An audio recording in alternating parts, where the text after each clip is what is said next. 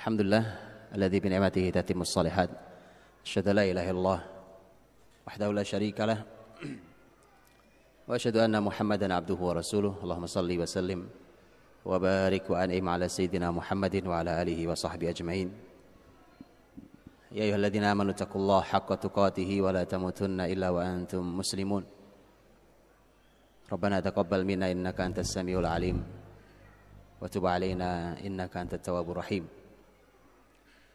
Amma ba'd. Saudaraku yang dirahmati Allah, mukminin mukminat, para pemuda yang dirahmati Allah SWT. Alhamdulillah kita berkumpul di masjid yang sangat bersejarah dalam perjalanan dakwah di Indonesia. Kalau dakwah itu meredup, bukan salah masjidnya, karena dari dulu masjidnya begini ini. Tidak ada yang berubah. Yang berubah adalah kita. Alhamdulillah kita sudah diberikan banyak sekali mutiara oleh Ustadz Maman. Ini saudara saya, teman seperjuangan saya. Sejak kami dulu bercengkrama bersama di Kota Suci dulu. Dan insya Allah di Bandung beliaulah yang akan menjadi pakar sejarahnya di sini. Saya cuma menemani saja.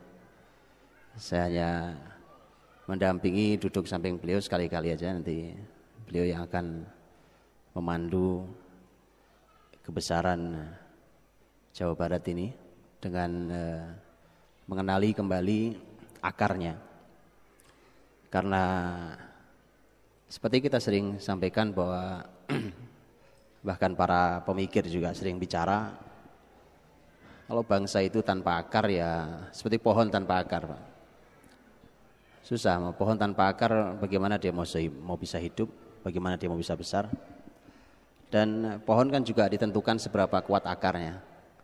Akarnya pohon apa tuh yang kecil apa Ustaz? Kita melihat pohon yang merambat itu akan berbeda dengan pohon mangga umpamanya. Dan berbeda dengan pohon yang usianya ratusan tahun. Pasti sangat berbeda, Pak. Di antara perbedaannya pasti di antaranya akar. Pasti akar di antaranya. Karena itulah maka sekuat apa kita memahami, menggali akar, kejelasan akar bangsa ini, maka sekuat itu kita akan besar. Karenanya kalau kita tidak pernah mengenalinya, nah itu masalah besar. Saya tidak tahu di antara antum yang tinggal di Bandung ini seberapa yang paham tentang sejarah Pasundan, sejarah Bandung ini, sejarah Islam yang pernah hadir besar di negeri ini. Kemudian saya berbincang dengan salah seorang dai senior sekali di negeri ini, dan beliau mengatakan ke saya, karena saya bertanya, kalau ketemu beliau saya suka bertanya tentang peta Indonesia, karena beliau sejak dahulu menebarkan kebaikan di negeri ini dan sangat paham peta Indonesia yang tidak pernah berubah, selalu gitu karakter sebuah negeri. Dan beliau katakan, saya cuma sebutkan satu saja dari peta yang beliau sampaikan, Pulau Jawa dipetakan, Sumatera dipetakan, begitu seterusnya. Sehingga mudah kita untuk masuk dari mana gitu. Atau kalau kita mau bicara, mana yang mau dimulai duluan. Kan begitu. Kalau sebelum saya cerita peta, antum kalau ada daun di depan ada daun itu akan bisa kita bakar nyala, berenergi nyala, kalau daunnya sudah kering, Pak. Ini yang hukum alami. Apakah daun basah masih hijau bisa dibakar? Jawabannya bisa, tapi nanti. Jadi masih nanti. Karena dia jatuh, kalaupun dibakar dia nunggu kering dulu, hilang airnya dulu, menguap dulu airnya, dipanasin segala macam, kemudian sampai kering baru bisa nyala dibakar. Perlu proses. Yang sudah siap nyala jangan ditunda, gitu. Yang sudah siap nyala. Nah itu kenapa perlu pemetaan. Dan sejarah itu pemetaan paling hebat. Karena tidak ada yang berubah. Ternyata beliau cerita dari sejak zaman dahulu nih, orang yang saya temui ini, sejak zaman dahulu beliau bercerita sampai hari ini nggak ada yang berubah. Dan beliau katakan Jawa Barat ini petanya adalah Islam. Itu kata beliau. Jawa Barat ini petanya adalah Islam. Cuma repot kalau Jawa Barat sendiri mulai jauh dari Islam. Nah, pasti itu yang repotnya sana. Karena itulah maka mari kita kenali, Pak. Kita kenali dengan baik dan saya melihat bahwa kurikulum pendidikan generasi ini baik di sekolah ataupun di luar sekolah, di kampus atau di luar kampus, menurut saya makin hari makin tidak menarik, Pak. Karena semakin tidak kenal bangsanya sendiri. Saya tidak bicara Islam. Islam nanti kita singkirkan dulu gitu ya. Kita pinggirkan dulu Islamnya. Saya cuma bicara oke lah, orang yang alergi dengan Islam, saya bicara tentang bangsa Indonesia deh. Anda nggak mau bicara bangsa Indonesia, Anda bicara suku Anda sendiri, suku Anda sendiri. Kita tidak mengenali bahkan suku kita sendiri. Terus kemudian kita mau bicara tentang kebesaran, mana ada pohon besar tanpa akar. Inilah maka saya amanahnya hari ini bicara tentang masalah kisah sebagai kurikulum Rasul SAW. Yang sudah dipaparkan luar biasa oleh Ustadz Maman tentang generasi luar biasa itu. Ternyata kurikulum, salah satu kurikulum besarnya adalah kisah atau sejarah. Coba sekarang antum perhatikan di ini generasi muda hari ini yang ada di depan saya. Jangan-jangan masih bagus ingatan saya daripada ingatan antum tentang sejarah perjuangan bangsa Indonesia. Padahal saya belajarnya sudah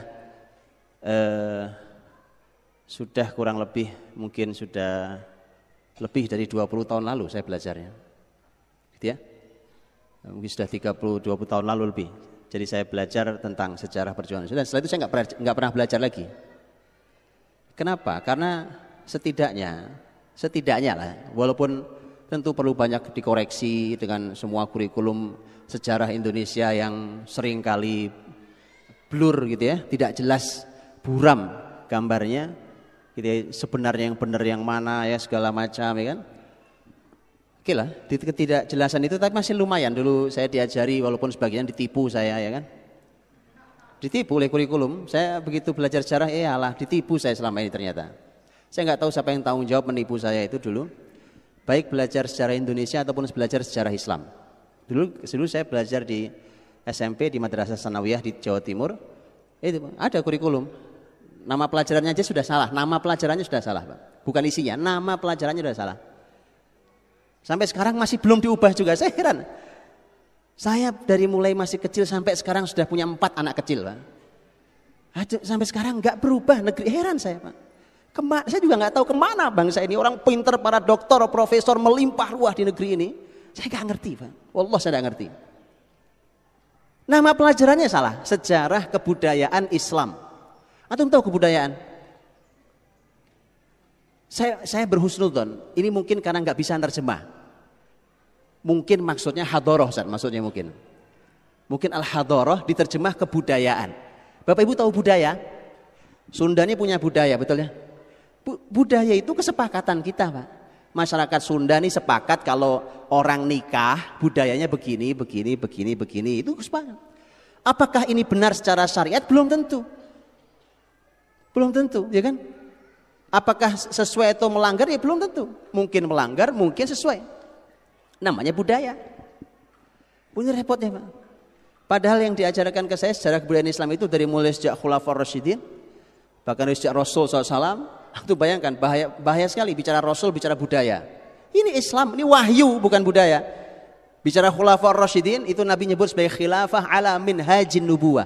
Minhajin nubuwah itu manhaj, sistem, konsep, aturan kenabian.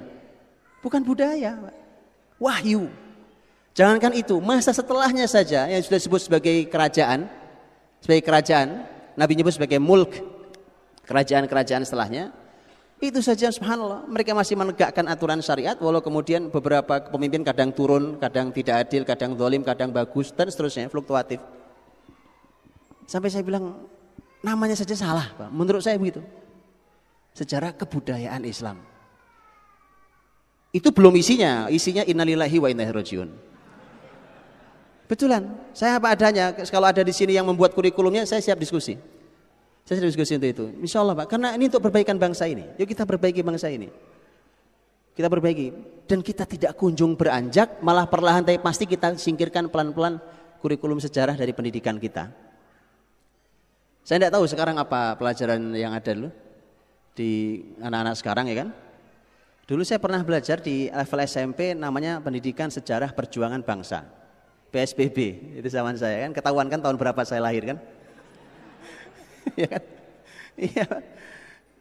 Saya nggak tahu kalau sekarang di SMP ada pelajaran apa kalau sejarah Indonesia. Saya belum bicara Islam. Apa sekarang apa namanya? Digabung jadi satu dengan yang lain. Itulah musibahnya, Pak. Karena kurikulum pendidikan sejarah perjuangan bangsa dulu itu sangat detail, memang bicara hanya sejarah tentang bangsa ini. Itu belum pelajaran lain. Ada pelajaran lain, pelajaran sejarah lain lagi sejarah Islam, sejarah kebudayaan Islam lain lagi, Pak. Setidaknya saya mengenali, oh begini toh ceritanya versi buku ini tentang sejarah bangsa ini. Kita nggak banyak kenal hari ini, nggak banyak kenal, Pak. Musibah besar, ya kan? Saya datang ke sebuah kabupaten yang dulunya adalah sebuah kesultanan Islam besar di negeri itu, di kabupaten itu. Yang hadir adalah para guru, bukan orang umum, Pak. Para guru, nggak tanggung-tanggung, guru sejarah Islam. Coba kurang apa sekarang? Iya, Pak. Dan guru-guru dari Kementerian Pendidikan dari kabupaten itu. Saya cuma tanya, saya bilang di sini dulu ada kesultanan Islam. Mereka tahu semua. Wong gedung kerajaannya aja masih ada, gedung kesultanan saja masih lengkap, utuh ada dengan peninggalan-peninggalan yang juga masih lumayan banyak. Saya tanya beberapa hal, tidak ada yang tahu, Pak. Saya tanya beberapa hal, tidak ada yang tahu. Hal yang paling sederhana mereka sudah tidak tahu. Ini guru-gurunya. Antum bisa bayangkan kayak apa tuh kualitas murid-muridnya kan? Jadi kita ini harus ada sebuah gerakan yang sangat serius, bertahap tetapi sangat masif dan terstruktur sangat baik tentang mengenalkan kembali siapa kita, Pak. Sekali lagi orang yang kenal nasabnya, tanyakan ke Ustadz Maman yang pakar fikih nih, bahwa namanya nasab, hifdzun nasab itu. Nasab itu bagian dari al-asasiyat al-khamsah. Satu dari 5 hal yang paling mendasar yang harus dilindungi oleh syariat ini. Apapun yang merusak nasab pasti akan diharamkan oleh syariat. Mengapa sampai sebegitu hebatnya nasab dilindungi? Karena tadi, Pak, nasab itu subhanallah akan mewariskan banyak hal. Kan kita suka mendengar, saya sering sampaikan, kita suka mendengar ada namanya penyakit turunan, gitu ya. Para dokter suka bilang ini ada berpotensi, nah gitu ya. Berpotensi sekian kali lipat dibanding yang lain karena dia punya keturunan riwayat penyakit ini dari bapak neneknya segala macam, kakeknya. Saya cuma katakan, mengapa cuma penyakit yang berketurunan? Kenapa bukan kebaikan, potensi kemuliaan, kebesaran, keahlian, betul? Iya, Pak. Dan itu dia, makanya sampai sekarang kalau antum melihat ini pemetaan mudah, dan kita sekarang juga sudah tidak, nasab kita ujungnya di mana kan kita juga sudah nggak tahu kan. Antum nih nasabnya sampai Ciung Wanara apa sampai apa tuh namanya? Itu nama-nama raja Tanah Pasundan dulu aneh-aneh dulu namanya, Pak. Oh ya, saya pelajari itu. Ya kan, tahun-tahun berikut. Jadi teman-teman dirahmati Allah, makanya itulah mengapa mengenali diri kita kenali. Kan seharusnya kita mengenali diri kita sebelum kita kenali orang lain, sekian banyak orang lain kan. Nah inilah yang tidak kita kenal. Nah mengenali diri kita itu, lihat Pak, kita ini kalau bicara bangsa kita orang Indonesia. Kecuali kalau di sini ada yang tidak warga negara bukan Indonesia, saya mohon maaf ya kan. Kita ini punya suku masing-masing. Kita ini punya keluarga besar. Di suku itu ada banyak keluarga besar. Kita hadir dari keluarga besar itu. Kita ini Muslim. Lihat, berarti harus dipelajari betul akar kita sebagai bangsa Indonesia. Akar kita sebagai suku itu, akar kita sebagai keluarga besar ini, dan akar kita sebagai seorang Muslim. Semua harus dipelajari dulu. Kita ini sebenarnya tidak kenal diri kita, kemudian kita mencoba mengenal orang lain. Itu fatal. belum kenal dirinya, coba kenalan sama orang lain. Makanya kalau ditanya, siapa Anda? Jawabannya tidak tahu. Saya nggak tahu jawabannya. Siapa Anda? Nggak tahu saya juga. Ayo kita kenali Pak. Itulah mengapa kita kumpul seperti ini. Ini bukan kumpulan pertama dan terakhir dengan izin Allah. Ya? Yang begini ini harus dilanjutkan sampai ada action yang jelas. Ngaji wacana begini, ini ngaji wacana namanya ini Pak. Ngaji, kumpul, wacana. Wacana begini tidak kalau Ustaz Maman bilang la yuharrik sakinan. Itu tidak menggerakkan orang duduk sama sekali Pak ya. Orang diam tuh nggak bisa bergeser gara-gara cuma wacana begini.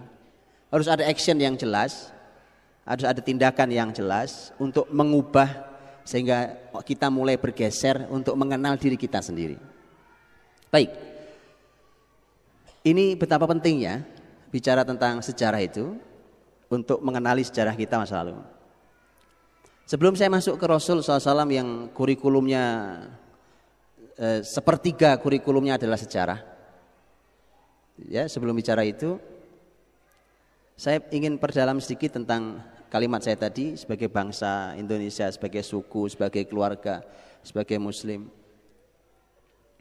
Kita hari ini diarahkan dan sayangnya mau diarahkan, itu sayangnya, kepada hal-hal yang rumit, sulit, tetapi kita malah menghindari sesuatu yang mudah Pak.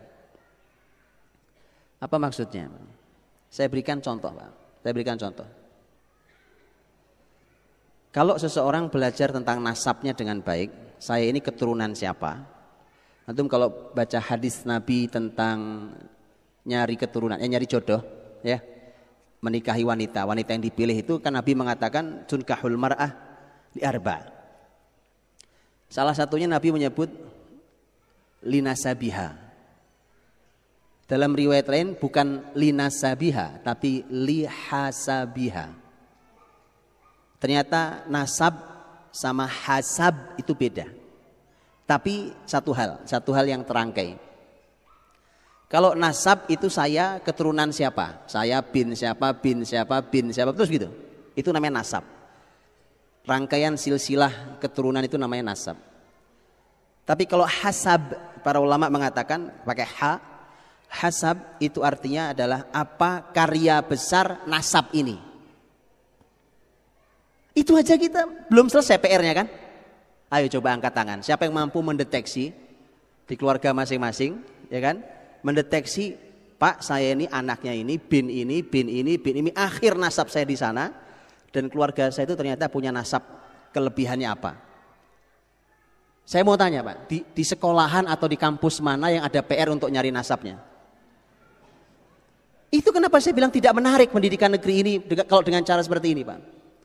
Kita itu tidak kenal diri kita sendiri. Bangsa Indonesia tidak kenal bangsa Indonesia sendiri. Kemudian kita bicara dengan bangsa lain. Makanya sesuatu tanpa akar itu pasti ikut kemana angin bertiup. Karena nggak ada akar yang mencengkram. Baik, tidak ada. Antum kalau lihat akar mencengkram Pak, itu mau angin bertiup sekencang apapun dia kokoh sebagai pohon yang kuat. Itu. Kita kan enggak kan? Trennya Jepang. Ya, tren Korea. Ya, bangsa tanpa akar tuh begitu. Trennya Eropa, tren Amerika, tren Arab. Itu bangsa tanpa akar. Gitu ya? Itulah makanya, ayo kita ubah sekarang Pak. Kita ini semakin tidak dikenalkan pada bangsa ini. Saya ketemu dengan orang sudah tua sekali. Usianya sudah kurang lebih 70 tahun Pak. Masya Allah orang baik, lalu zakirallahi ahada. Masya Allah orang yang berjuang di Islam juga luar biasa di negeri ini.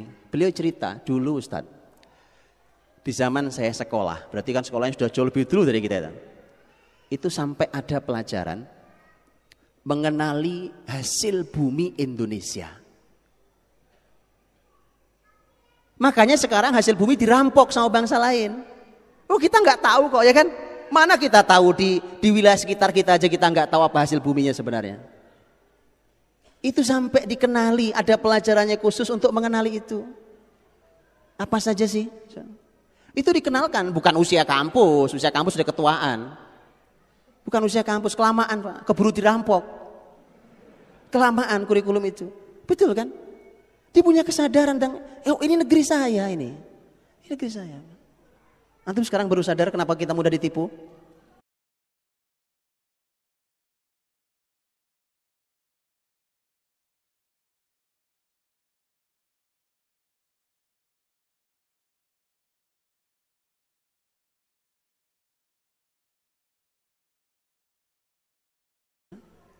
Akhirnya kita diajak dengan tren bangsa ini, tren bangsa ini, tren bangsa ini.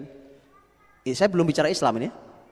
Saya belum bicara Islam. Kalau bicara Islam lebih musibah lagi kita.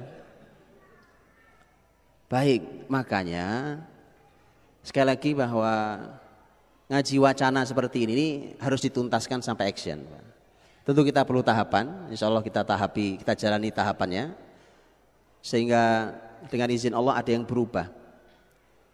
Kita mungkin perlu menunggu beberapa tahun ke depan dengan izin Allah, tapi harus ada yang mulai berubah.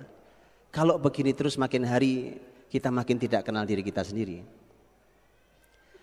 Kalau kita kenal nasab kita, nggak usah jauh-jauh, nggak usah nasab bangsa inilah. Nasab saya anaknya bapak saya anaknya kakek saya, begitu terus ke atas. Begitu diketahui apa sih kehebatan, kebesarannya keluarga, hasab keluarga saya ini, saya pasti akan mudah menjumpai itu ada dalam diri saya. Antum nanti cek itu dengan sangat mudah di anak-anak kita, ya kan? Bayangkan ini saya katakan kita ini diajak untuk berilmu sangat sulit, untuk mengenali potensi anak-anak kita. Ilmunya susah banget ya kan? Itu hanya orang tertentu yang bisa mengenali potensi anak-anak. Kenapa, Pak? Mudah sekali anak-anak saya tiap hari ketemu saya, setiap hari berinteraksi dengan saya, serius sampai bercanda dengan saya, bergumul dengan saya setiap hari. Masa saya nggak kenal anak saya? Betul kan? Belum lagi ketika antum padu dengan ilmu syariat, antum padu dengan ilmu nasab, mudah sekali mengenalinya. Dalam dirimu ada kebaikan ini. Bahkan antum padu dengan namanya saja ketahuan, Pak.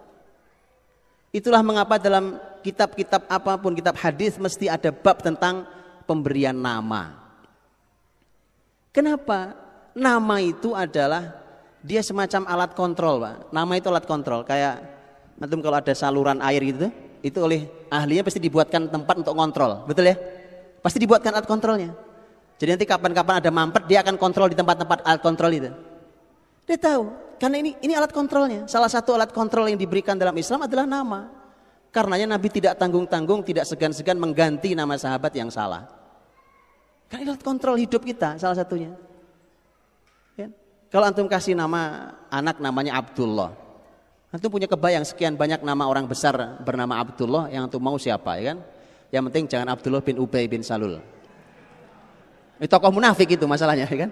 Abdullah juga. Gitu, antum akan mudah ngontrolnya. Coba antum perhatikan, tidak lama dia akan tumbuh seperti namanya. Jadi antum mudah.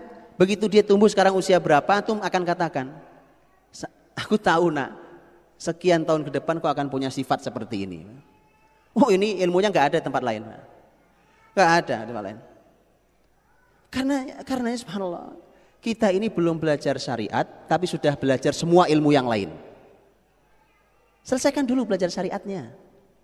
Jangan dipikir sederhana. Kita tahu pemberikan nama yang baik bukan buat bayi yang baru lahir. Cuma kita tidak pernah tahu apa penjelasan ulama di balik nama. Begitu kan? Mengajari anak sholat umur 7 tahun, mulai di situ. Itu semua tahu, tapi kita tidak pernah tahu apa penjelasan panjang lebar ulama di balik penjelasan, di balik hadis ini. Begitu Pak, itu ilmu syariatnya belum selesai. Sepotong, secuil, rasanya nggak jelas. Tahu untuk makanan secuil, itu rasanya nggak karu-karuan, Pak. Nggak pernah utuh kita bisa merasakan, oh ini kue, oh ini roti apa, oh ini nasi apa. Nggak pernah utuh kita merasakan ilmu Islam ini. Begitu ya? Nggak apa-apa, emang harus diaduk-aduk dulu baru nanti ditenangkan. Harus begitu. Itu teman-teman, jadi subhanallah, sampai nama itu alat kontrol loh. Dibuka, ditutup, itu ketahuan. Coba antum perhatikan nanti, antum yang sudah benar ngasih nama anak-anaknya. Makanya saya supaya mudah ngontrolnya, ini saya cuma isi ide saja. Sebenarnya sah-sah saja, antum mau pakai nama apalah, yang penting namanya baik ya. Saya cuma ingin mudah ngontrolnya anak-anak saya. Itu saya kasih nama, semua nama anak saya adalah nama sahabat. Sehingga saya mudah controlling ya kan. Oh, saya kuasai sejarah mereka dalam sahabat, mudah buat saya. Jadi kalau mereka tumbuh, saya suka godain anak-anak saya. Kamu nggak usah ngomong, Abi Muni sudah tahu. Dia senyum-senyum aja kan. Karena begitu saya tebak, kok Abi tahu? Itulah Abi Muni diam-diam tahu. Ya. Jadi makin lama saya makin sakti di depan anak saya, Pak. Iya. Padahal mudah sekali. Begitu dianalisa satukan, makin lama dia makin seperti namanya. Lihat itu. Padahal bukan nasab loh, itu baru nama. Pak ya. Nasab mudah mengenalinya juga. Apa kelebihan bapaknya, apa kelebihan ibunya. Kan mereka adalah gabungan dari bapak dan ibunya. Apa kelebihan dua keluarga besarnya. Begitu seterusnya sampai ke atas. Tolong dicari ya nasabnya ya. Ini bicara sejarah nih, sejarah diri kita sendiri. Belum bicara sejarah yang besar. Nah itu nanti. Sejarah diri kita sendiri. Ya, tolong dikenali. Ini PR pertama ya. Pulang sampai rumah cari nasabnya. Oke, ini kalau saya kepala sekolah saya wajibkan semua. Besok saya evaluasi. Bulan depan kalau kita ketemu lagi saya evaluasi. Saya mau nanya antum satu-satu ya kan. Apa yang sudah antum lakukan dengan nyari nasab masing-masing. Sampai ketemu hasabnya. Cari nasab sampai ketemu hasabnya. Paham ya? Nanti antum akan mudah menyimpulkan di diri antum, di diri anak-anak antum ada kebaikan itu. Mudah ya? Mudah. Itu di situ baru antum paham. Mengapa sih syariat sibuk sekali menjaga nasab? Memang nggak ada yang lain lebih penting daripada nasab gitu? Masalah nasab dijaga betul. Satu dari 5 hal yang sangat asasi, sangat mendasar. Kita menyebutnya hak asasi, ya. Ini salah satu dari 5 hal yang asasi dalam Islam. Nasab itu. Baik. Teman-teman dirahmati Allah SWT, kita akan kembali kepada kehidupan manusia terbaik yang itu akan dikembalikan dengan izin Allah Subhanahu wa taala di masa ke depan kita ini. Makanya kenapa kita kumpul, kita mencoba menggalinya untuk mengembalikannya. Untuk mengembalikannya tentu kita tidak akan pernah sesempurna yang ada, yang pernah berlalu. Tapi seperti kalimat Imam Syafi'i rahimahullah bahwa ya kalau tidak seperti mereka, bermirip-miriplah seperti mereka. Ya, jadi kalaupun nggak sama persis ya minimal mirip ya. Kan kalau mirip sahabat Abu Bakar kan menarik sekali ya kan. Mirip Abdurrahman bin Auf kan luar biasa. Kan mirip Usamah bin Zaid, mirip Aisyah, mirip Fatimah, mirip luar biasa. Baik. Rasulullah SAW itu Rasul itu kita tahu oleh Allah dibekali kurikulum itu cuma Quran. Nabi punya kurikulum apa saja kurikulumnya? Kan Nabi itu tugasnya menghilangkan gelapnya jahiliyah di muka bumi. Betul ya? Bumi ini semua gelap. Saat itu semua gelap. Gelap dalam makna mereka tidak tahu harus kemana, mereka tidak kenal Tuhannya, mereka nggak ngerti hidupnya dari mana mau kemana, apa tujuannya, habis ini apa yang terjadi, mereka tidak tahu sama sekali. Pokoknya di sini kita hidup, sekarang kita nyari uang, besok kita mati, udah selesai sampai di situ. Jadi nggak tahu, sama sekali nggak mengerti. Bahkan Persia dan Romawi yang terbesar saat itu pun juga tidak mengerti. Kalau Persia saya pikir wajar karena nggak punya kitab suci. Romawi yang punya kitab suci pun nggak ngerti. Jadi bayangkan, yang punya kitab suci saya nggak ngerti. Apalagi orang Arab lagi. Orang Arab itu Romawi enggak, Persia enggak. Mereka tidak Romawi enggak, Persia enggak. Akhirnya ya sudah, apa saja disembah ya kan? Patung dia buat hari disembah ya kan? Patungnya dikencingi sama musang. Baik, Tuhannya dikencingi sama musang, besok dia ganti Tuhannya, dibikin yang lebih baru lagi. Nemu batu bagus banget disembah jadi Tuhan. Dia lewat ada batu lebih indah, Tuhan yang lama ditinggal ganti Tuhan yang baru. Sudah gak ada yang normal, hidup itu gak ada yang normal. Tapi itu orang cerdas-cerdas, jangan salah. Itu bukan orang bodoh Bang. Antum pelajari sejarah Walid bin Mughirah, sejarah Abu Jahal. Antum pelajari, itu bukan orang sembarangan. Itu orang cerdasnya luar biasa. Cerdasnya luar biasa. Urusan ekonomi, mereka kuasai perdagangan dari mulai jalur Hijaz itu, Jazirah Arab dari utara sampai selatan, dari Syam masuk Persia sampai Yaman dia kuasai jalurnya. Hebat Pak. Kita kan dagang nggak jauh dari Dago sampai situ doang kan.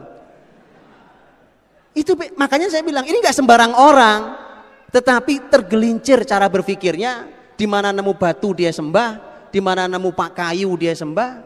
Di di mana nemu pohon jadi Tuhan, sudah nggak logis. Begitu. Untuk itulah teman-teman, Rasul yang tugasnya sebesar itu, satu bumi tugasnya, satu bumi, diutuslah seorang nabi ummi pula, an-nabi al-ummi, nabi tidak bisa baca tulis. Terus gimana tulisan?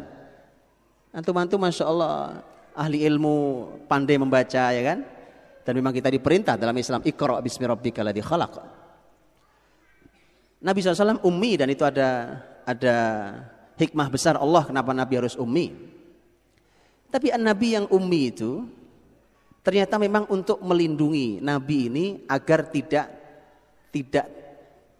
tercampuri, terkotori oleh literatur manapun kecuali literatur yang ditalakikan oleh Allah melalui Jibril.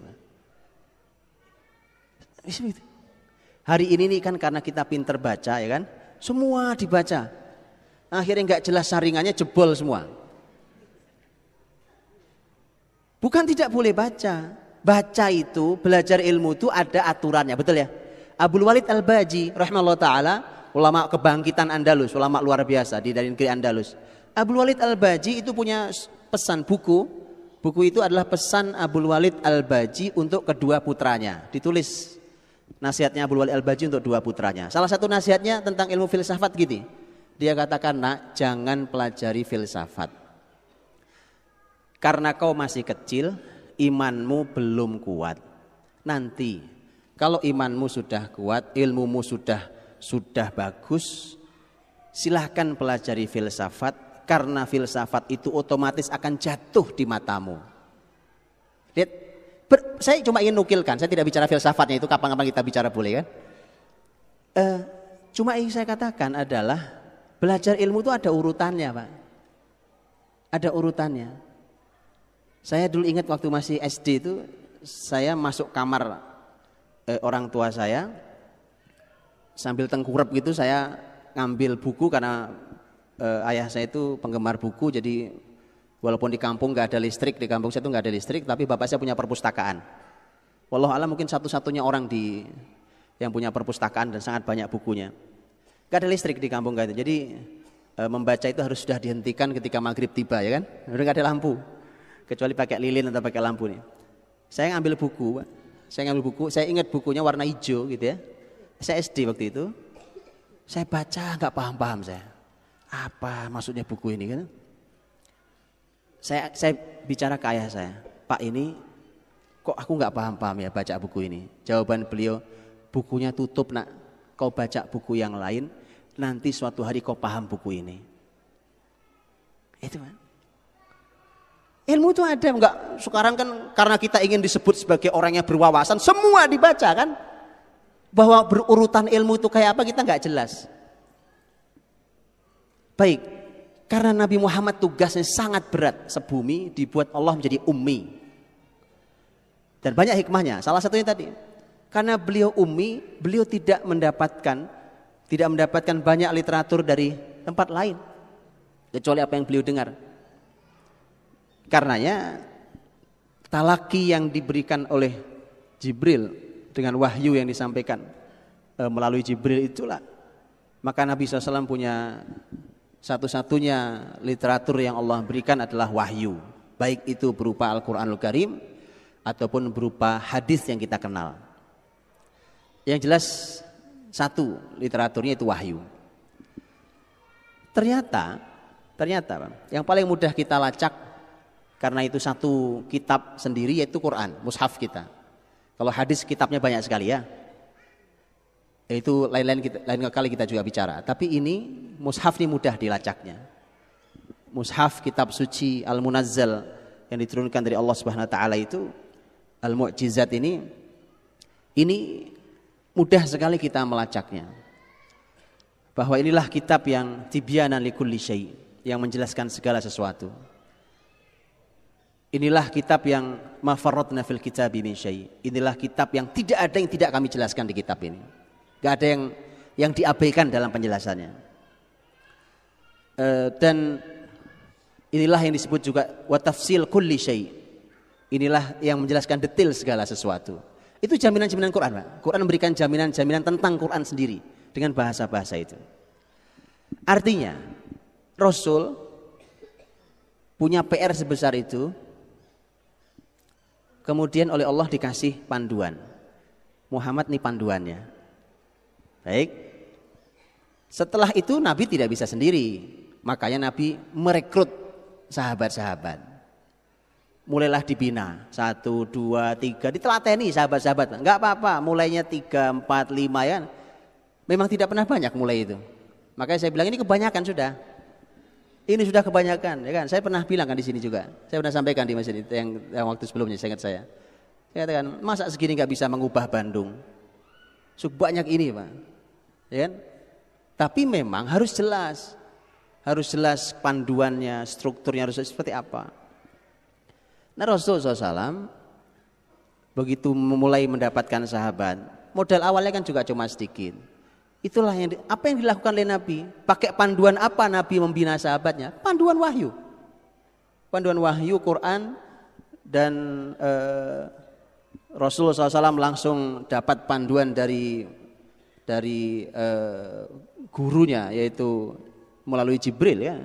Jibril sang guru yang nelateni. Antum tahu bagaimana Nabi belajar sholat? Nabi pertama kali belajar wudhu, belajar sholat. Belajar tahu kapan waktu sholat masuk, kapan waktu sholat berakhir. Itu gurunya Jibril. Jibril gurunya, Masya Allah. Dan cara Jibril ngajar itu inspirasi mahal untuk pendidikan hari ini sebenarnya.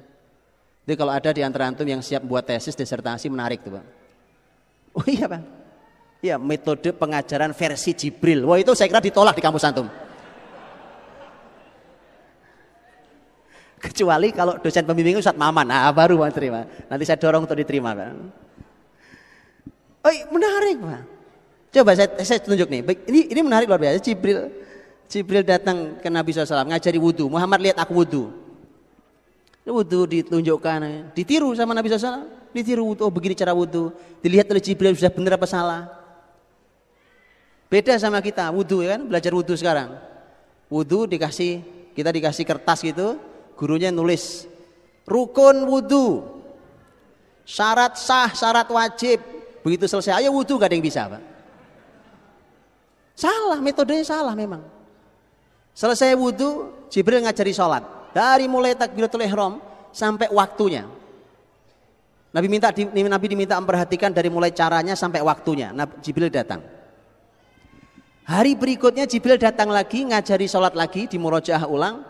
Tapi datang di waktu yang berbeda. Kalau kemarin waktu zuhur di awal waktunya, hari berikutnya waktu zuhur di akhir waktunya. Jibril mengatakan sholat zuhur berawal dari kemarin itu, berakhir di waktu hari ini. Metodenya lihat menarik sekali. Begitu semua sholat. Begitu semua sholat diajarkan. Ditalaki langsung oleh Jibril. Itu metode pengajaran mahal Pak. Langsung malaikat terbaik loh. Gurunya ya kan. Itu bayangkan, gurunya langsung malaikat terbaik. Makanya jadinya muridnya manusia terbaik. Begitu diajar Rasul, generasinya generasi terbaik. Kita karena ngelawan, terusin sendirilah. Itu, ya, nggak usah ngelawan sama Nabi ya, taat-taat ya kan. Bahwa kita tidak sempurna bisa meniru beliau ya, kita jauh dari semua kata mulia yang dicontohkan oleh sahabat, tapi kenapa tadi bermirip-miriplah seperti mereka. Jadi apa salahnya kita kalau kita mau meniru Nabi kita kan?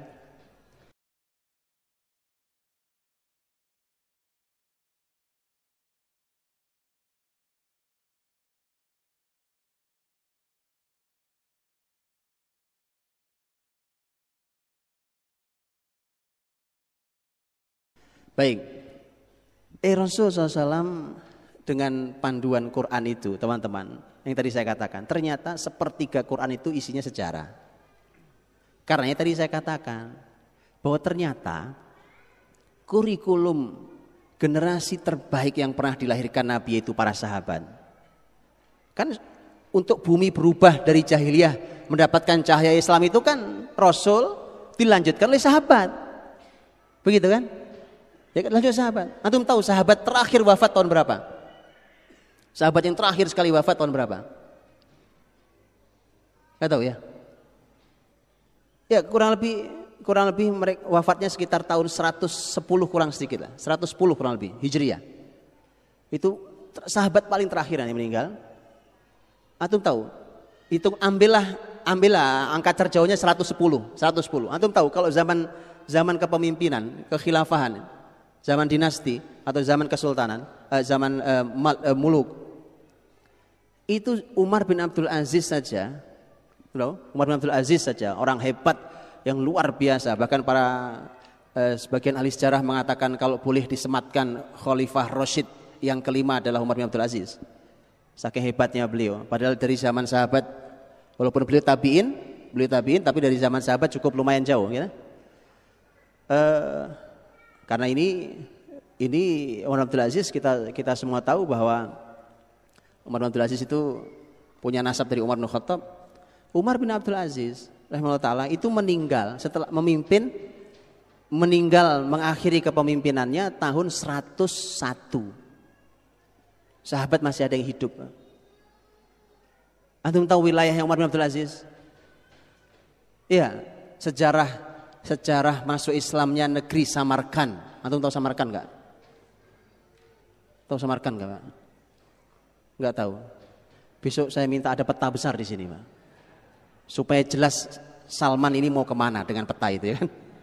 Kasih peta besar supaya jelas arahan kita gitu ya. Memang kalau belajar sejarah besok antum kalau masuk belajar sejarah lagi antum buka peta ya. Karena Ustadz Maman pasti akan sangat banyak bicara tentang negara-negara. Nanti kalau nggak kebayang sama antum. Kalau dibilang, itu besar, nggak kebayang besarnya seberapa itu Pak ya. Kira-kira kalau sama Bandung gedean mana itu Pak ya. Jadi nggak kebayang antum. Antum tahu Samarkand, wilayah Samarkand Masya Allah. Samarkand teman-teman itu wilayah timur jauh. Dulu Soviet. Samarkand tuh masuk Islam di masa Umar bin Abdul Aziz dengan cara damai dan sangat ajaib. Itu sudah membentang sampai wilayah barat, Pak. Sampai wilayah barat sana sudah luar biasa. Sahabat masih hidup. Masih ada sahabat yang hidup. Artinya, Pak, Rasul dilanjutkan oleh sahabatnya. Perjuangan untuk mencahayai bumi ini. Sampailah nanti di negeri ini. Kalau di sejarah kerajaan-kerajaan di Indonesia itu kabarnya dulu kerajaan Sriwijaya, saya nggak tahu Raja Palembang pernah kirim surat ke Umar bin Abdul Aziz yang mengenalkan dirinya, aku adalah raja, anak keturunan raja dan seterusnya aku punya. Pokoknya disebutkanlah kehebatan sang Raja Sriwijaya ini. Kemudian isinya surat itu minta pada Umar bin Abdul Aziz, sang khalifah terbesar di muka bumi, untuk mengirimkan dai Islam yang bisa mengajari masyarakat Sriwijaya tentang Islam. Saya juga tahu ini kebenaran kisahnya, tapi itu pernah saya baca ya kan, karena sanadnya juga nggak jelas. Kalau sejarah Islam kan ada sanadnya ya. Jadi PR kita untuk mencari sanad memang. Tapi oke lah, anggaplah itu sebagai sebuah kisah yang menarik bahwa di zaman Umar bin Abdul Aziz itu berarti Pak, komunikasi sudah sampai Nusantara ini. Itu sahabat masih ada yang hidup. Supaya kita tahu petanya. Sahabat Nabi masih ada yang hidup. Generasi sebaik itu tuh, ternyata kurikulumnya Quran itu sepertiganya adalah sejarah. Para ahli Al-Quran mengatakan sepertiga Al-Quran adalah sejarah. Sebesar itu kok kita abaikan. Sebesar itu loh kok kita abaikan sejarah kita. Saya baca tesis S2 kurang lebih dicetak sekitar 300-an halaman. Tesis S2 hanya ini tesis unik sekali ini. Tesis cuma membahas tentang satu orang, yaitu dalam sejarah orang luar biasa karya besarnya, walaupun beberapa sejarah hidupnya tidak jelas, tapi karyanya luar biasa, yaitu Al-Qa'qa' bin Amr At-Tamimi. Qa'qa' itu bin Amr At-Tamimi itu ada tesis S2-nya, cuma tentang Qa'qa' saja. Itu ada tesis S2 kurang lebih di 300-an halaman kalau di bukunya, jadi buku. Itu Pak, puluhan halaman hanya bicara tentang masalah nasabnya Kok saja. At-Tamimi, Bani Tamim itu dibahas puluhan halaman. Sampai si penulisnya bilang, kalau saya tidak takut terlalu tebal, akan saya jelaskan dengan lebih detail daripada ini. Nah gitu Pak. Itu jadi orang tuh tahu persis sejarah dirinya. Begitu ya.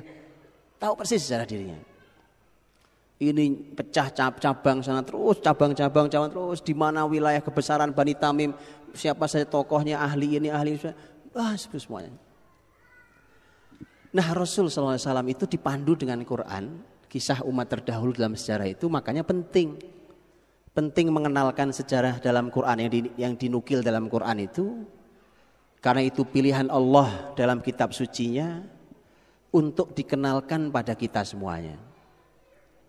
Ada yang pernah selesai mengkaji sejarah dalam Quran? Kisah-kisah dalam Quran, ada yang pernah ngaji tafsir selesai kisah-kisah dalam Quran? Itu antum perlu sadar bahwa inilah dulu kisah-kisah yang pernah membangun sahabat sampai mereka jadi generasi terbaik. Kita lalai. Gitu ya. Nah, saya berikan contoh teman-teman. Kenapa bicara tentang sejarah itu? Itu Allah Subhanahu wa taala menyebutkan ini mesti orang pinter dan mesti jadi orang pinter. Ketika Allah berfirman tentang surat Yusuf, kisah Nabi Yusuf, di akhir sekali di ayat yang 111 akhir surat Yusuf, Allah berfirman laqad kana fi qasasihim ibrah liulil albab. Bahwa dalam kisah-kisah mereka ada pelajaran, ada ibrah bagi ulil albab. Kalau yang di surat Al-Hasyr tentang pengusiran Yahudi Bani Nadir. Kalau ini zaman Rasul Muhammad, kalau tadi Nabi Yusuf, umat terdahulu. Kalau ini tentang Rasul Muhammad SAW, tentang Bani Nadir, Yahudi Bani Nadir yang diusir diabadikan dalam surat Al-Hasyr sampai mufassir besar yang terbesar yaitu sahabat mulia Abdullah bin Abbas mengatakan ini surat Bani Nadir. Surat Al-Hasyr disebut juga surat Bani Nadir. Begitu Allah menyampaikan huwallazi akhrajal ladzina kafaru min ahlil kitabi min diyarihim li awwal hasyr dan seterusnya. Di ujung ayatnya Allah berfirman fa'tabiru ya ulil absor. Di surat Yusuf tentang kisah Allah menyebut ulil albab. Di surat Al-Hasyr tentang nabi kita Allah mengatakan ulil absor. Itu tentang sejarah dua-duanya kan? Satu sejarah Nabi Yusuf, satu sejarah Nabi Muhammad. Makanya orang itu, ini begini Pak. Ulul albab, ulul absor. Lub itu artinya sesuatu yang paling inti di otak kita itu gitu ya. Paling inti dia memainkan yang paling dalam dari kemampuan otaknya. Kalau absor dari kata basor itu artinya pandangan. Pandangan itu artinya dia mulai memandang, melihat, menganalisa, betul? Meneliti, itu absor. Itu absor. Jadi kemampuan otak kita dibuat menjadi cerdas dan kita mampu menganalisa kisah-kisah yang disampaikan. Makanya orang itu kalau belajar sejarah Pak, satu itu mesti orang pinter, yang kedua akan dibuat jadi pinter. Atau mau pinter? Gampang caranya belajar sejarah Pak. Betul. Pengen punya anak pinter-pinter Bu, ya kan? Gampang Bu. Karena memang susah. Sekarang gampang buktinya. Ustadz Maman bercerita tentang kisahnya antum sebagian sudah dengar bukan? Tapi begitu beliau dalami antum berupah, iya ya Pak, hikmahnya sampai ke situ ternyata ya. Perlu orang pintar untuk itu Pak. Tidak sembarang, perlu orang pintar. Ya, itulah kenapa kemudian lahir sahabat-sahabat yang pintar-pintar. Ahli, sahabat itu ahli analisa. Ahli analisa. Waktu tadi Ustaz Maman cerita tentang masalah Syam, penaklukan Syam, Palestina. Waktu penaklukan Palestina itu kan karena di Palestina itu kan Kristennya Kristen Ortodoks. Kristen Ortodoks dan di situ ada tokoh tertinggi agamanya. Jadi tokoh agama tertinggi di apa bahasa kitanya namanya? Dulu mereka menyebutnya dikenalnya sebagai Artabun. Artabun itu pokoknya tokoh spiritual tertinggi, semacam apa ya? Ya, pokoknya tokoh tertinggi yang ditugaskan di negeri Syam itu. Orangnya cerdasnya luar biasa. Ini orang Kristen Ortodok, cerdasnya luar biasa. Sampai sangat dikenalnya, saking cerdasnya dikenalnya, itu beritanya sampai ke muslimin di Madinah. Saking cerdasnya. Nah, muslimin akan masuk ke wilayah yang dipimpin oleh orang super cerdas. Gak gampang buat muslimin. Tapi lihat. Umar Ibn Khattab, sang khalifah mengatakan, akan saya kirimkan untuk menghadapi Artabun Romawi, saya kirimkan Artabun Arab. Anda bicara ada Artabun Romawi, kami punya Artabun Arab. Kita lihat nanti. Dan betul Pak, subhanallah, orang itu adalah sahabat mulia Amr bin As radhiyallahu anhu. Dikirim Amr bin As Pak. Selesai itu. Kunci diserahkan. Kunci Palestina diserahkan ke Khalifah Amirul Mukminin Umar bin Khattab radhiyallahu anhu. Cerdas-cerdas Pak. Jadi orang paling cerdas di zamannya yang disebut paling cerdas sama ya. Kami punya orang yang lebih dari itu. Itu ya, makanya belajarlah sejarah Pak. Mulailah dari Quran. Mulailah dari sejarah Al-Quranul Karim. Karena Al-Quran punya cara bertutur yang luar biasa. Insya Allah nanti sebentar lagi kita edarkan itunya, VCD-nya, DVD ya kan. Ramadan lalu di Depok kami membuat kajian Sabtu dan Ahad. Jadi Sabtu Ahad sepanjang Ramadan, kecuali Sabtu Ahad yang terakhir karena sudah itikaf itu tidak, itu karena pada itikaf. Sabtu Ahad 1, 2 dan 3. Satu ngajinya cuma dari jam 8 sampai jam 12. Itu ada 2 tema, 2 sesi. Gitu ya, 2 sesi. Jadi artinya 6 hari. 6 hari kali 2, 12 sesi.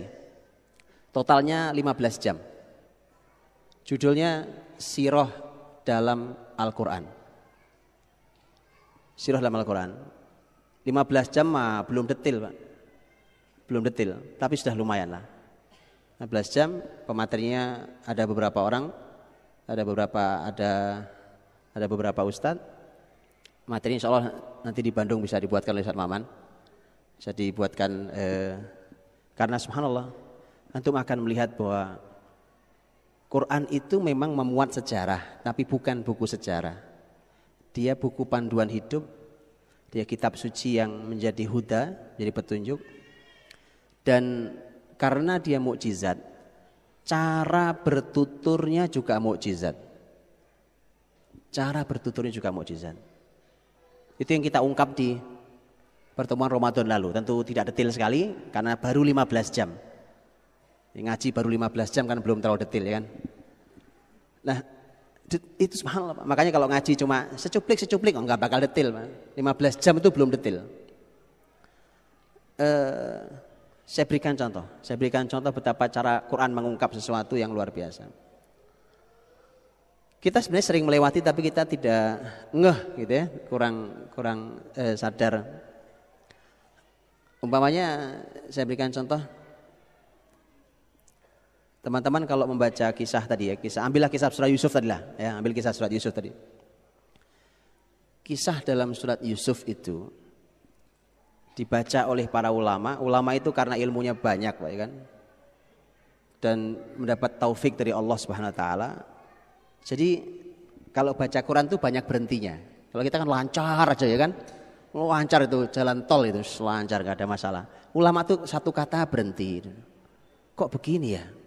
Satu huruf kadang-kadang berhenti juga gara-gara satu huruf berhenti. Kenapa ada huruf ini di sini? Itu ulama gitu Pak. Makanya jangan sok tahu. Oke? Saya cuma katakan tolong cari penjelasannya. Jangan hanya cukup puas dengan terjemahan. Gak bisa Pak. Antum gak dapat apa-apa. Sedikit sekali yang antum bisa dapat. Tanyakan kepada para ulama tafsir. Ulama berhenti, bukan cuma kata. Di setiap huruf mereka bisa berhenti. Kenapa huruf ini kok ada tiba-tiba? Begitu muncul, loh kok hilang di sini? Ya kan? Itu dikaji oleh para ulama. Nah, di surat Yusuf contohnya, Yusuf ya, saya surat Yusuf. Di surat Yusuf itu ada kisah tentang Raja Mesir kan, penguasa Mesir. Kalau penguasa Mesir gelarnya apa? Firaun. Betul Bu, Firaun. Gelarnya penguasa Mesir adalah Firaun. Kita semua tahu itu. Tapi kita tidak berhenti bertanya, mengapa ketika berkisah tentang Nabiullah Yusuf yang juga di Mesir, penguasanya bukan bergelar Firaun, tapi disebutnya sebagai Al-Malik. Malik artinya raja. Padahal, ini sudah diteliti, padahal di Injil yang sekarang, kisah Yusuf di dalam Injil, penguasa Mesirnya disebut Firaun. Ayo sekarang mana yang benar? Dahsyat. Ini bukti bahwa Quran itu benar. Tidak ada perubahan sama sekali. Itu ulama lewat gitu berhenti. Kok Malik ya? Kok raja? Harusnya kalau penguasa Mesir itu Firaun. Firaun, karena Firaun itu bukan nama orang, gelar. Ada Firaun yang berhadapan dengan Nabi Musa, ada Firaun yang lain, ya kan? Diteliti oleh para ilmuwan. Ternyata ketemu yang benar, ternyata Quran bukan Injil. Dan memang bukan Firaun. Jadi Allah dengan kata Al-Malik saja, satu kata, ingin menunjukkan bahwa, jadi gini Pak, ketika kita membaca ayat, wa qalal maliku tuni bih, dan sang raja berkata, ada kata raja. Begitu muncul kata Al-Malik, itu kalau dijelaskan, kata Al-Malik itu di belakangnya jadi panjang. Jadi begini bunyinya. Ini kalau penjelasan bahasa saya kan, ini kan cuma Al-Malik. Ini kalau dijelaskan dengan versi bahasa saya, hasil membaca penjelasan para ulama jadi begini. Ini menunjukkan bahwa ternyata ada perbedaan antara Fir'aun dan raja. Padahal mereka sama-sama penguasa Mesir. Dan kata yang dipilih Quran lebih tepat karena ternyata menunjukkan bahwa penguasa di zaman Fir'aun, penguasa di zaman Yusuf bukan Fir'aun, ternyata raja. Allah ingin menyampaikan bahwa di Mesir itu ternyata ada fase ketika penguasanya adalah Fir'aun, dan ada fase ketika penguasanya bukan Fir'aun. Apa beda Fir'aun dengan Malik, beda dengan raja? Ternyata di zaman masa itu ada masa yang disebut dengan masa Heksos. Itu masa ketika ternyata mereka adalah para raja yang berasal dari luar Mesir, bukan asli orang Kipti, orang Egypt, bukan asli orang Mesir, tapi mereka menguasai Mesir. Mereka menguasai Mesir. Dan Yusuf ada di masa itu. Allah ingin tunjukkan hanya dengan satu kata, penjelasan sepanjang tadi itu. Itu Quran, Pak. Cara Quran mengungkap itu dengan begitu. Jadi ya, jadi tolong itu dipelajari Quran, karena Quran mukjizat, jadi mempelajarinya harus dengan metode mukjizat, harus metode tafsir. Setelah itu baru antum belajar sirah nabawiyah. Rasul Muhammad SAW, manusia terbaik, yang kalau antum pelajari nggak ada habisnya itu sejarah Nabi SAW. Berapa jilid buku yang sudah antum baca tentang sirah nabawiyah? Segera diselesaikan. Satu jilid nggak selesai loh. Segera diselesaikan. Karena kitab sirah nabawiyah itu banyaknya luar biasa. Padahal cuma berkisah tentang Rasul Muhammad saja. Kisahnya banyak sekali. Ya, di Mekah itu ada Madhaf Assalamualaikum ayuhan Nabi. Nanti antum kalau ke Mekah, kalau diizinkan masuk silakan masuk ya.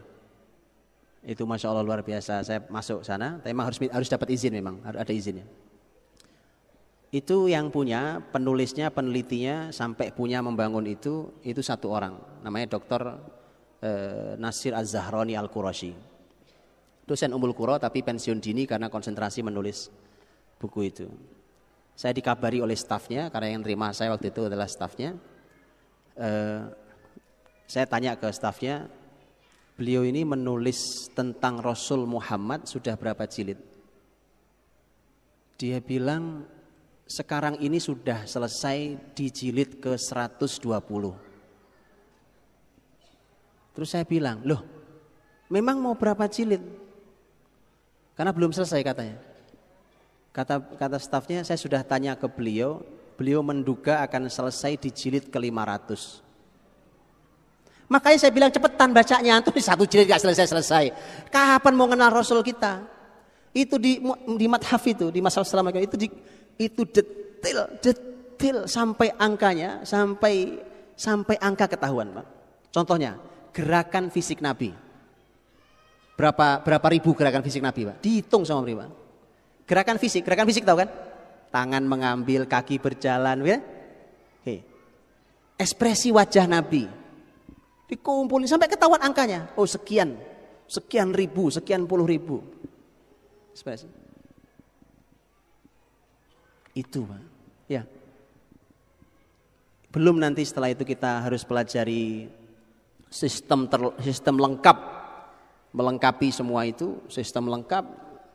Rasul sudah lengkap. Al-yauma akmaltu lakum dinakum, lengkap. Tetapi ada perkembangan yang memang harus diselesaikan sampai lengkap. Karena ada beberapa zaman yang di zaman Nabi tidak ada, sampai masa Khulafaur Rasyidin punya PR tentang Khulafaur Rasyidin. Begitu Khulafaur Rasyidin, kita masih punya PR membahas tentang sampai masa terakhir Islam punya kekuasaan zaman Turki Utsmani 1924 berakhir. Sampai sekarang kita seperti ayam kehilangan induknya, nggak punya induk. Setelah itu kita punya PR tentang bangsa ini. Kita punya PR bangsa ini, mempelajari Indonesia dari sudut pandang sejarah Islam. Jadi ini namanya mencari akar Indonesia. Setelah itu antum mau mempelajari suku antum apa segala macam, silahkan dipelajari ya. Saya kira itu, teman-teman rahmati Allah. Ini semuanya wacana. Wacana ini tidak akan ada maknanya banyak kalau tidak ada lanjutannya. Ya, dan tidak ada maknanya kalau tidak ada action yang jelas. Makanya mudah-mudahan bertahap tapi pasti, mudah-mudahan Allah memberikan pada kita petunjuknya, ilmunya, taufik dan hidayahnya, mudah-mudahan supaya kita bisa melanjutkan untuk bisa lebih baik dan ada langkah yang jelas berikutnya. Wallahu a'lam bishawab. Assalamualaikum warahmatullahi wabarakatuh.